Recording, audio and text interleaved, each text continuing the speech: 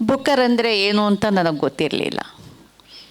ಆಮೇಲೆ ನನಗೆ ಒಂದೇ ಒಂದು ಆಸೆ ಏನಿತ್ತು ಅಂತ ಹೇಳಿದ್ರೆ, ನನ್ನ ಕೃತಿಗಳು ಇಂಗ್ಲೀಷ್ಗೆ ಅನುವಾದ ಆಗಬೇಕು ಮತ್ತು ನನಗೆ ಹೆಚ್ಚು ಓದುಗರು ಸಿಗಬೇಕು. ನಿಮ್ಮೆಲ್ಲರ ಪ್ರೀತಿ ಮತ್ತು ಅಭಿಮಾನದಿಂದ ಸ್ವಲ್ಪ ಹೆಚ್ಚು ಹೊಳಿತಾ ಇದ್ದೀನಿ ಅಷ್ಟೇ, ಇದೇನು ವ್ಯತ್ಯಾಸ ಇಲ್ಲ. ನೀವು ಲಾಂಗ್ ಲಿಸ್ಟ್ ಆಗಿದ್ದೀರಿ ಬುಕ್ಕರ್ಗೆ ಅಂತ. ಹೌದಾ, ಏನು ಹಂಗಂದ್ರೆ ಅಂತ ಕೇಳಿದೆ. ಆದರೆ ನಾನು ಮಾನಸಿಕವಾಗಿ ಸಿದ್ಧವಾಗ್ತೊಡಗಿದೆ. ನನಗೆ ಅದು ಸಿಗಲೇಬೇಕು ಬುಕ್ಕರ್ ಅಂತ. ನಾನು ಅಲ್ಲಿಗೆ ಹೋದ್ಮೇಲೆ ತೀರ್ಮಾನ ಮಾಡಿದ್ದು. 100 ಅಲ್ಲ, 500% ಒಂಥರ ಕನ್ನಡಿಗರದು ಇದೆಯಲ್ಲ, ಧಾಷ್ಟ್ಯ ಇದೆಯಲ್ಲ, 500% ಐ ಆಮ್ ಕನ್ಫರ್ಮ್ಡ್. ನಾನು ಪಾಸಿಟಿವ್ ಆಗಿ ಇದ್ದೀನಿ, ನಂಗೆ ಸಿಗಲೇಬೇಕು ಅಂತ ಹೇಳ್ಬಿಟ್ಟು ಅವ್ರ ಮೇಲೂ ಎಲ್ಲ ಜೋರು ಮಾಡಿಕೊಂಡು ಹೊರಟೆ. ಆಮೇಲೆ ನನ್ನ ಎಲ್ಲ ಸ್ನೇಹಿತರೆ, ಎಲ್ಲ ನನ್ನ ಹಳೆಯ ಮಿತ್ರರೇ, ಸುಮಾರು ಜನ ಇಲ್ಲಿ ಸೇರಿರೋರು, ಮತ್ತು ನಾನು ಅದೇ ಹಳೆಯ ಭಾನುವೆ ನಿಮ್ಮ ಎದುರಿಗೆ ಇರುವಂಥದ್ದು.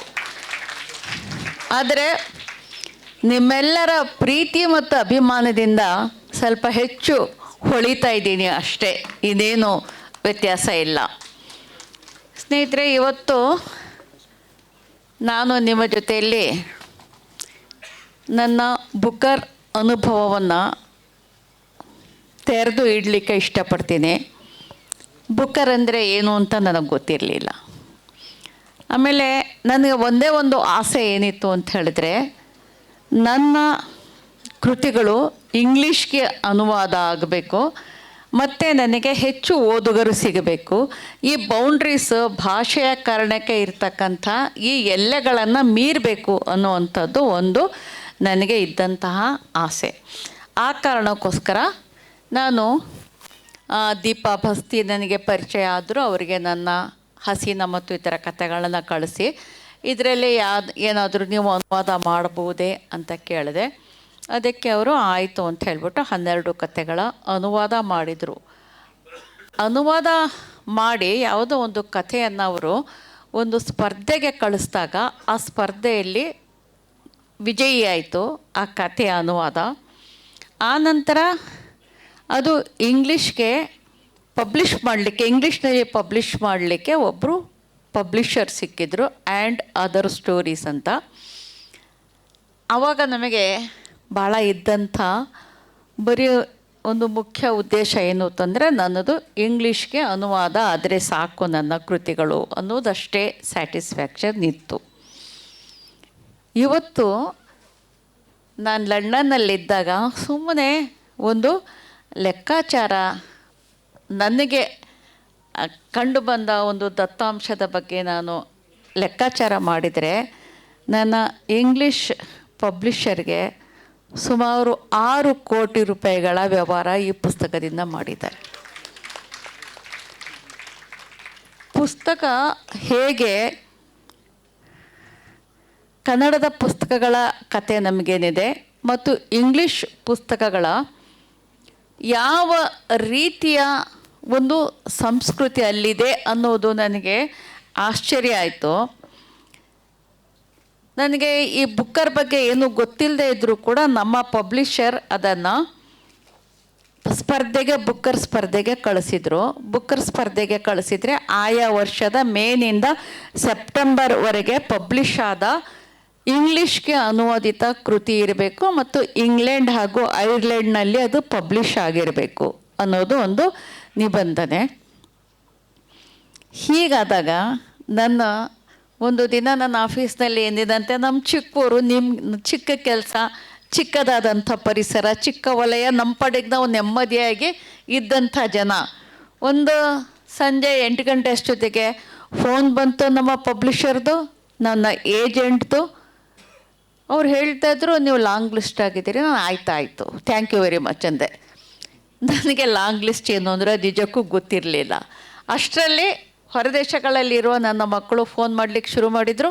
ನನ್ನ ಮಗ ಫೋನ್ ಮಾಡಲಿಕ್ಕೆ ಶುರು ಮಾಡ್ದ, ನೀವು ಲಾಂಗ್ ಲಿಸ್ಟ್ ಆಗಿದ್ದೀರಿ ಬುಕ್ಕರ್ಗೆ ಅಂತ. ಹೌದಾ, ಏನು ಹಂಗಂದ್ರೆ ಅಂತ ಕೇಳಿದೆ. ಅವರು ಎಕ್ಸ್ಪ್ಲೇನ್ ಮಾಡಿದರು, ಬುಕ್ಕರ್ ಲಾಂಗ್ ಲಿಸ್ಟ್ ಅಂದರೆ ಹೀಗೆ. ಹೌದಾ ಅಂತ ಸುಮ್ಮನಿದ್ನಾ. ಆ ರಾತ್ರಿ ಕಳೆದು ಬೆಳಗಾಯಿತು.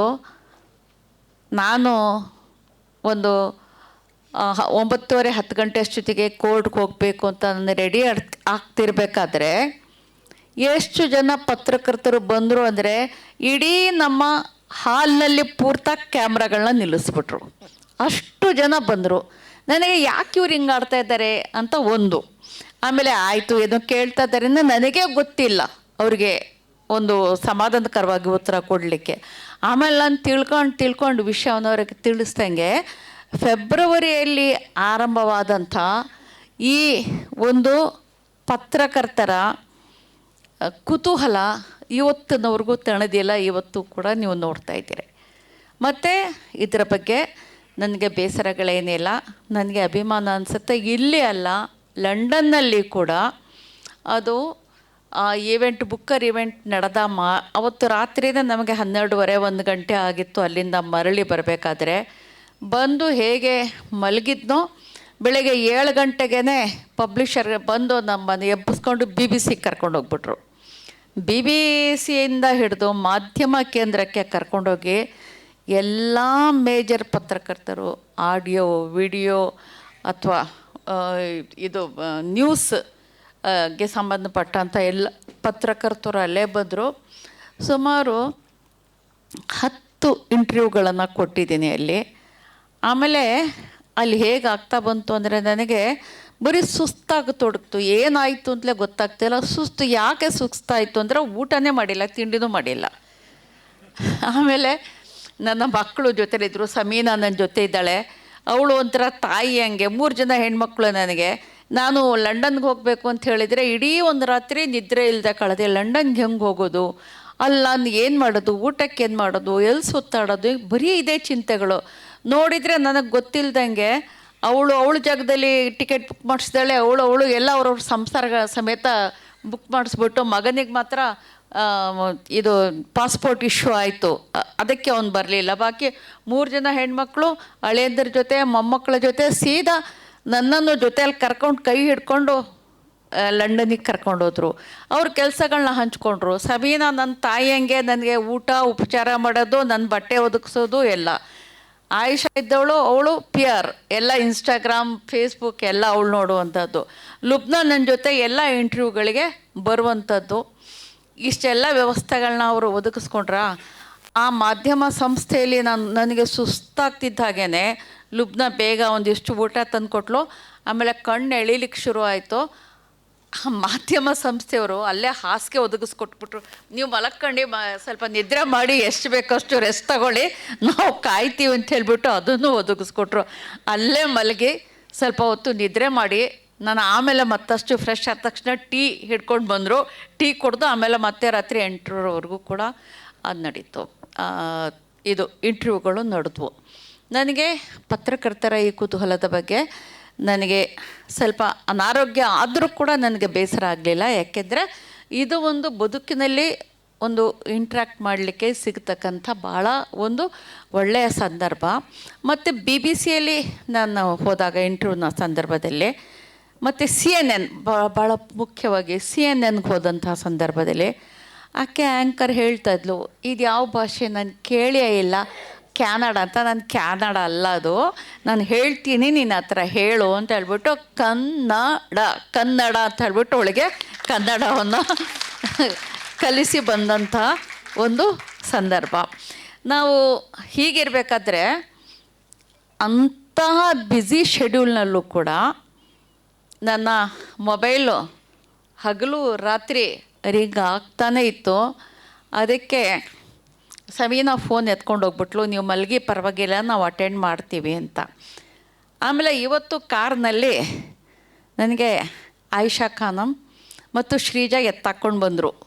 ಹಾಗೆ ಬರ್ತಿರ್ಬೇಕಾದ್ರೆ ಸಮೀನಾ ಕೇಳ್ತಾಯಿದ್ಲು, ನನ್ನ ಹಿಟ್ ಲಿಸ್ಟ್ನಲ್ಲಿ ಇಬ್ಬರಿದ್ದಾರೆ, ಒಬ್ಬರು ಶಿವಾನಂದ, ಇನ್ನೊಬ್ಬರು ಅಭಿರುಚಿ ಗಣೇಶ್. ಅದಕ್ಕೆ ನಾನು ಅವ್ರದ್ದು ಮಾತ್ರ ಸುಮ್ಮನೆ ಬಿಡೋದಿಲ್ಲ. ಅಂದ ತಕ್ಷಣ ಇವರಿಬ್ಬರಿಗೆ ಬಲ ಬಂದ್ಬಿಡ್ತು.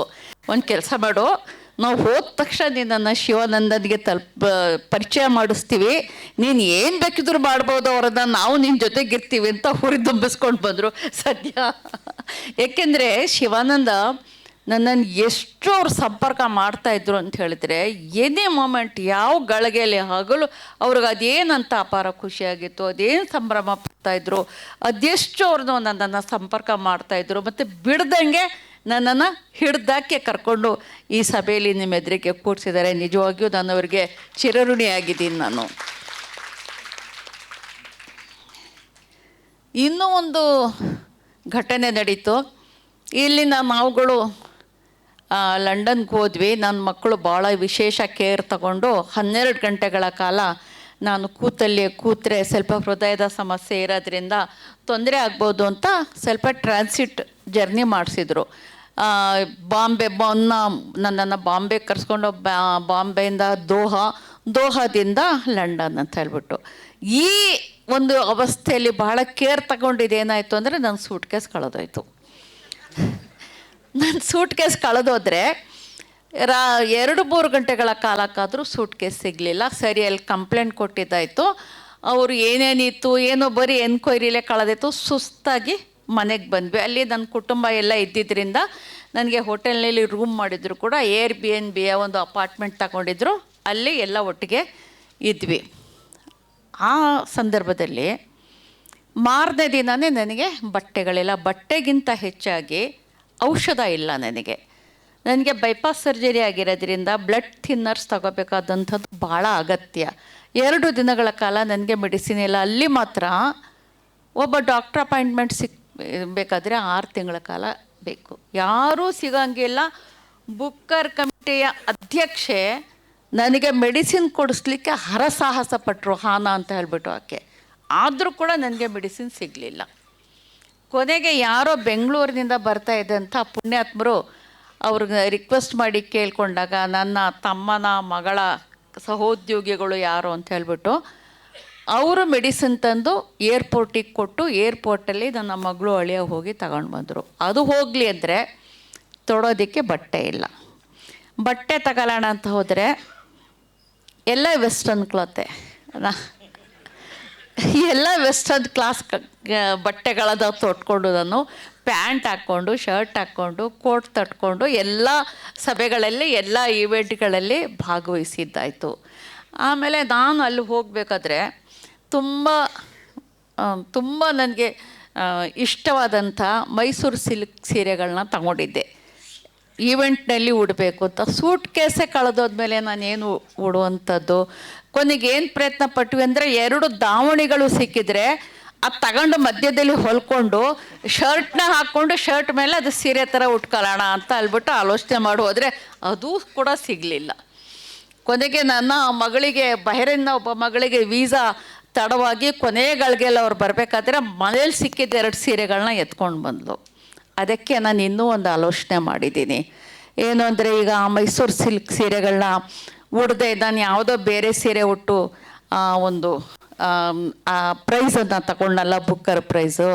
ಅದಕ್ಕೆ ಆ ಸೀರೆಗಳನ್ನ ಸದ್ಬಳಕೆ ಮಾಡ್ಕೊಂಡು ಇನ್ನೊಂದು ಸರಿ ಹೋಗಿ ಇನ್ನೊಂದು ಸರಿ ಬುಕ್ಕರ್ ಪ್ರೈಸ್ ತಗೊಳ್ಳೋಣ ಅಂತ ತೀರ್ಮಾನ ಮಾಡ್ಕೊಂಡಿದ್ದೀನಿ. ಸೊ ಹೀಗಾದರೆ ನಾನು ಕೊನೆಗೆ ಬೇಜಾರಾಗಿ ಫೇಸ್ಬುಕ್ನಲ್ಲಿ ಬರ್ಕೊಂಡೆ ನನ್ನ ಕಷ್ಟನ. ಇಷ್ಟೆಲ್ಲ ನನ್ನ ಕನ್ನಡಿಗರಿದ್ದಾರಲ್ಲ, ಅವರಿಗೆ ನನ್ನ ಸೂಟ್ ಕೇಸ್ ಕಳೆದೋಯ್ತು ಅಂತ ಹೇಳಿದ್ರೆ ಒಬ್ಬರಾದರೂ ನನ್ನ ಬಗ್ಗೆ ಅನುಕಂಪ ತೋರಿಸ್ತಾರ? ಒಬ್ಬರೂ ಇಲ್ಲ. ಹೋದರೆ ಹೋಗ್ಲಿ ಬಿಡಿ, ಬೇಡ ಕಳೆದ್ರೆ ಹೋಗ್ಲಿ, ಏನು ಚಿಂತೆ ಮಾಡಿಬಿಡಿ, ಬುಕ್ಕರ್ ಮಾತ್ರ ಎತ್ಕೊಂಡು ಬನ್ನಿ ಅಂತ ಆದೇಶ ಕೊಟ್ಟರು. ಹೀಗೆ ಈ ಎಲ್ಲ ಚಾಲೆಂಜಸ್ ನಡುವೆ, ಈ ಎಲ್ಲ ತಮಾಷೆಗಳ ನಡುವೆ ನಾನು ಏನು ಅಂದ್ಕೊಂಡೆ ಅಂತ ಹೇಳಿದ್ರೆ, ಏನು ಆಫ್ಟರ್ ಆಲ್ ನನಗೆ ಶಾರ್ಟ್ ಲಿಸ್ಟ್ ಆಗಿದೆಯಲ್ಲ, ಅದೇನು ಭಾಳ ದೊಡ್ಡದೇ ಅಲ್ವಾ ಶಾರ್ಟ್ ಲಿಸ್ಟ್ ಆದರೆ. ಇನ್ನು ನಾನು ಯಾತಕ್ಕೆ ಭಾಳ ಪ್ರಯತ್ನ ಪಡಬೇಕು, ಇನ್ನು ಬುಕ್ಕರ್ ಬರಲೇಬೇಕು ಅಂತ ಹಠ ಯಾಕೆ? ಆರಾಮವಾಗಿ ಚೆನ್ನಾಗಿ ಇದ್ಕೊಂಡು ಅದೇನೇ ನಡೆಯುತ್ತೆ ಅದು ನೋಡಿಕೊಂಡು ಸ್ವಲ್ಪ ನೋಟ್ ಮಾಡಿಕೊಂಡು ಒಂದು ಲೇಖನ ಬರೆದು ಆರಾಮಾಗಿರೋಣ ಅಂತ ಹೋದೆ. ಆಮೇಲೆ ಅಲ್ಲೂ ನೋಡ್ತೀನಿ, ಮೊದಲು ಅದೇ ಇತ್ತು. ನಾವು ಸುಮಾರು 1 ವಾರ ಮುಂಚಿತವಾಗಿ ಹೋದ್ವಿ. 1-2 ದಿನ ಹಾಗೆ ಇತ್ತು. ಸೂಟ್ ಕೇಸ್ ಕಳೀತು, ಮೆಡಿಸಿನ್ ಸಿಕ್ತು, ಅದೇನೇನೋ ಆಯಿತು. ಆಮೇಲೆ ನೋಡಿದರೆ ಎಲ್ಲರ ರಿಯಾಕ್ಷನ್ ನೋಡಿ ಫೇಸ್ಬುಕ್ಕಲ್ಲಿ, ಇದರ ಸೋಷಿಯಲ್ ಮೀಡ್ಯಾದಲ್ಲಿ ನನಗೆ ಗಾಬರಿ ಆಗೋಕ್ಕೆ ಶುರು ಆಯಿತು. ಓ, ಇನ್ನು ಮರ್ಯಾದೆ ಬರೋದಿಲ್ಲ, ಇನ್ನು ನಾನು ಕರ್ನಾಟಕಕ್ಕೆ ಹೋಗಬೇಕಾದ್ರೆ ನನ್ನ ಕೈಯಲ್ಲಿ ಅದು ಹಿಡ್ದೇ ಹೋಗಬೇಕು, ಇಲ್ಲದಿದ್ರೆ ಸರಿಯಾಗೋದಿಲ್ಲ ಅಂತ ಹೇಳ್ಬಿಟ್ಟು ಆವಾಗ ಭಾಳ ಸೀರಿಯಸ್ ಆಗಿಬಿಟ್ಟೆ. ಸೀರಿಯಸ್ ಆಗಿ ನಾನು ಮಾಡಿದ್ದು ಒಂದೇ ಒಂದು ಕೆಲಸ ಅಂತ ಹೇಳಿದ್ರೆ ಕೂತ್ಕೊಂಡು ಇನ್ನೂ ಈವೆಂಟ್ಸ್ ನಡೀತಾ ಇತ್ತು ಮಧ್ಯದಲ್ಲಿ ಬೇರೆ ಬೇರೆ ಈವೆಂಟ್ಸ್, ಸೌತ್ ಬ್ಯಾಂಕ್ ಈವೆಂಟ್ ಆ ಥರದ್ದೆಲ್ಲ ನಡೆದು ಅಲ್ಲಿ ಒಂದು ಪುಟ ಕನ್ನಡದು ನಾನು ಓದೋದು, ಒಂದು ಪುಟ ಇಂಗ್ಲೀಷ್ದು ದೀಪಾ ಭಸ್ತಿ ಓದೋದು, ಎಲ್ಲ 6 ಜೋಡಿಗಳು, ಎಲ್ಲ 6 ಜನ ಶಾರ್ಟ್ ಲಿಸ್ಟ್ ಆಗಿದ್ರಲ್ಲ ಅವರೆಲ್ಲರೂ ಕೂಡ ಆ ಥರ ಓದೋದು. ಅವರೆಲ್ಲ ಭಾಳನೇ ತತ್ಪರತೆಯಿಂದ ಇದ್ದರು, ಭಾಳ ಸೀರಿಯಸ್ ಆಗಿದ್ದರು ಅವ್ರುಗಳೆಲ್ಲ. ಆಮೇಲೆ ನನಗೆ ಒಂದು ಅಳಕು ಯಾಕೆ ಉಂಟಾಯಿತು ಅಂದರೆ, ನನ್ನದು ಸಣ್ಣ ಕಥೆಗಳ ಸಂಕಲನ, ಅದುವರೆಗೂ ಸಣ್ಣ ಕಥೆಗಳ ಸಂಕಲನಕ್ಕೆ ಪ್ರೈಸ್ ಬಂದದ್ದೇ ಇಲ್ಲ, ಏನಿದ್ರು ಕಾದಂಬರಿಗೆ. ಹೀಗಾಗಿ ನನ್ನ ಸಣ್ಣ ಕಥೆಗಳಿಗೆ ಸಿಗದೇ ಇದ್ದರೆ ಏನು ಶಾರ್ಟ್ ಲಿಸ್ಟ್ ಆಗಿದೆಯಲ್ಲ ಅಂತ ಒಂಚೂರು ರಿಯಾಯಿತಿ ಕೊಟ್ಕೊಂಡೆ. ಆಮೇಲೆ ಇಲ್ಲ, ಇದು ರಿಯಾಯಿತಿ ಕೊಟ್ಟರೆ ಸರಿಯಾಗೋದಿಲ್ಲ, ಇದು ನನಗೆ ಮರ್ಯಾದೆ ಬರೋ ಕೆಲಸ ಅಲ್ಲ, ಅಷ್ಟೆಲ್ಲ ಜನರ ಪ್ರೀತಿ ಅಭಿಮಾನಕ್ಕೆ ನಾನು ಮುಖ ತೋರಿಸೋದು ಹೆಂಗೆ, ಇದು ತಪ್ಪಾಯಿತು ಇದು ಅಂದ್ಕೊಂಡು ಸೀರಿಯಸ್ ಆಗಿ ನಾನು ಆ ಒಂದು ಈವೆಂಟ್ಗಳಲ್ಲಿ ಭಾಗವಹಿಸ್ಲಿಕ್ಕೆ ತೊಡಗಿದೆ. ಅದೇ ನನ್ನ ವೆಸ್ಟರ್ನ್ ಡ್ರೆಸ್ನಲ್ಲೇ ಏನೇನೋ ಮಾಡಿಕೊಂಡು ನಾನು ಭಾಳ ಗಂಭೀರವಾಗಿ ಭಾಗವಹಿಸಿದೆ. ಆಮೇಲೆ ನಾನು ಏನು ಮಾಡಿದೆ, ಆಯಿತು ನನಗೆ ಖಚಿತ ಆಗೋದು ಹೇಗೆ, ನನಗೆ ಇದು ಬುಕ್ಕರ್ ಬಂದೇ ಬರುತ್ತೆ ಅಂತ ಹೇಳ್ಬಿಟ್ಟು ನನಗೆ ಹೇಗೆ ಖಚಿತ ಆಗತ್ತೆ, ಅದಕ್ಕೆ ನಾನು ಒಂದು ಸ್ವಲ್ಪ ಮಾನಸಿಕವಾಗಿ ಸನ್ನದ್ಧಳಾಗಬೇಕು ಅಂತ ಹೇಳ್ಬಿಟ್ಟು ಅದೊಂದು ದಿನ ಮಕ್ಕಳೆಲ್ಲ ಸ್ವಲ್ಪ ಹೊರಗಡೆ ಹೋದರು, ಎಲ್ಲೋ ನೋಡ್ಕೊಂಡು ಬರ್ತೀವಿ, ಟವರ್ ಬ್ರಿಡ್ಜ್ ಏನೋ ನೋಡ್ಕೊಂಡು ಬರ್ತೀವಿ ಅಂತ ಹೋದರು. ನಾನು ಮನೇಲೇ ಇರ್ತೀನಿ, ನೀವು ಹೋಗಿ ಅಂತ ಹೇಳಿಬಿಟ್ಟು ಕೂತ್ಕೊಂಡು ನಾನು ಫೈನಲ್ ಬುಕ್ಕರ್ ಈವೆಂಟ್ ನಡೆಯೋದಕ್ಕೆ 3-4 ದಿನ ಮುಂಚೆನೇ ನಾನು ಅಕ್ಸೆಪ್ಟೆನ್ಸ್ ಸ್ಪೀಚ್ ರೆಡಿ ಮಾಡಿಬಿಟ್ಟೆ. ನನಗೆ ಅದರ ಕಲ್ಪನೆ ಬೇರೆ ಏನಿತ್ತು ಅಂದರೆ, ನನಗೆ ಬಹುಮಾನ ಬಂದೇ ಬಂತು. ನಾನು ಅದೇನೋ ಮಕ್ರಿ ಹಿಡ್ಕೊಂಡು ನಿಂತಿದ್ದಾರಪ್ಪ, ನಿಂತಿದ್ದಾನೋ ಗೊತ್ತಿಲ್ಲ, ಆ ಮಕ್ರಿ ಹೊಡ್ಕೊಂಡು ನಿಂತಂಥ ಪ್ರತಿಭೆನ ನಾನು ಹಿಡ್ದಿದ್ದೀನಿ. ಆಮೇಲೆ ಒಳ್ಳೆ ಚಂದದ ಸೀರೆ ಉಟ್ಟಿದ್ದೀನಿ, ಅಕ್ಸೆಪ್ಟೆನ್ಸ್ ಸ್ಪೀಚನ್ನು ನಾನು ಹೇಳ್ತಾ ಇದ್ದೀನಿ ಅಂತ ಪ್ರಾಕ್ಟೀಸ್ ಮಾಡ್ಕೊಳ್ಳೋತೊಡಗಿದೆ. ಆದರೂ ಹಾಗೆ ಆ ಥರ ಮಾಡಿಕೊಂಡು ನಾನು ಅವತ್ತಿನಿಂದ ನಿರಂತರವಾಗಿ ನಾನು ವಿಜಯಿಯಾದ ಭಾಷಣನ ನಾನು ಹೇಳುವಂತ ನನ್ನ ಮಕ್ಕಳಿಗೂ ತೋರಿಸ್ತಿಲ್ಲ, ಹಾಗೆ ಮುಚ್ಚಿಟ್ಕೊಂಡೆ, ಅದನ್ನು ಮೊಬೈಲ್ನಲ್ಲೇ ಇಟ್ಕೊಂಡೆ. ಆಮೇಲೆ ಆದರೆ ನಾನು ಮಾನಸಿಕವಾಗಿ ಸಿದ್ಧವಾಗ್ತೊಡಗಿದೆ, ನನಗೆ ಅದು ಸಿಗಲೇಬೇಕು ಬುಕ್ಕರ್ ಅಂತ ನಾನು ಅಲ್ಲಿಗೆ ಹೋದ್ಮೇಲೆ ತೀರ್ಮಾನ ಮಾಡಿದ್ದು.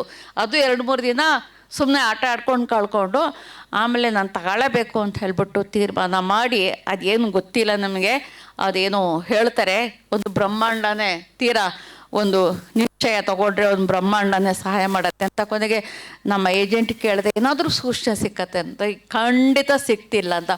ನಮ್ಮ ಪಬ್ಲಿಷರಿಗೆ ಕೇಳಿದೆ, ಏನಾದರೂ ಸೂಚನೆ ಸುಳಿವು ಏನಾದರೂ ಸಿಗ್ಬೋದು, ಅವರು ಸಾಧ್ಯನೇ ಇಲ್ಲ. ಆಮೇಲೆ ಶಾರ್ಟ್ ಸ್ಟೋರಿ ಕಲೆಕ್ಷನ್ ಬೇರೆ, ಹೆಚ್ಚು ಹೋಪ್ಸ್ ಇಟ್ಕೋಬೇಡಿ ಅಂದರು. ನಾನು ಯಾಕೆ ಇಟ್ಕೋಬಾರ್ದು, ಯಾಕೆ ಅವನಿಗೆ ದಟ್ಟಿಸಿ ಕೇಳಿದೆ ಆ ಹೆಣ್ಮಗಳಿಗೆ, ತಾರ ಯಾಕೆ ನಾನು ಇಟ್ಕೋಬಾರ್ದು, ಖಂಡಿತವಾಗಿಯೂ 100 ಅಲ್ಲ 500% ಒಂಥರ ಕನ್ನಡಿಗರದು ಇದೆಯಲ್ಲ, ದಾಷ್ಟ್ಯ ಇದೆಯಲ್ಲ, 500% ಐ ಆಮ್ ಕನ್ಫರ್ಮ್ಡ್, ನಾನು ಪಾಸಿಟಿವ್ ಆಗಿ ಇದ್ದೀನಿ, ನಂಗೆ ಸಿಗಲೇಬೇಕು ಅಂತ ಹೇಳ್ಬಿಟ್ಟು ಅವ್ರ ಮೇಲೂ ಎಲ್ಲ ಜೋರು ಮಾಡಿಕೊಂಡು ಹೊರಟೆ. ಆಮೇಲೆ ಬುಕ್ಕರ್ ಈವೆಂಟ್ ಹೇಗಿರುತ್ತೆ ಅಂದರೆ, ಒಬ್ಬಳಿಗೆ ನನಗೆ ಆಥರ್ಗೆ ಒಂದು ಇನ್ವಿಟೇಷನ್ ಪ್ಲಸ್ ಒಬ್ಬರಿಗೆ ಸಿಗತ್ತೆ. ಇಲ್ಲಿ ನೋಡಿದ್ರೆ 7-8 ಜನ ಹೋಗಿದ್ದೀವಿ, 3 ಜನ ಹೆಣ್ಮಕ್ಳೇ ಬಂದಿದ್ದಾರೆ. ಅಲ್ಲೂ ಕೂಡ ಅವರು ಆ ಹುಡುಗಿಯರು ರಾಜಕೀಯ ಮಾಡಿಬಿಟ್ರು. ನನ್ನ ಜೊತೆ ಒಬ್ಬಳಿಗೆ ಸಮೀನಾಗೆ ಸಿಕ್ಕಿತಾ ಇನ್ವಿಟೇಷನ್ನು, ಲುಬ್ನ ಹೋಗ್ಬಿಟ್ಟು ಅಲ್ಲೇನೋ ರಾಜಕೀಯ ಮಾಡಿಕೊಂಡು ಅವಳು ಇನ್ವಿಟೇಷನ್ ಕೈಯಲ್ಲೇ ಹಿಡ್ಕೊಂಡು ಬಂದ್ಲು, ನನಗೂ ಇನ್ವಿಟೇಷನ್ ಸಿಕ್ತು ಅಂತ.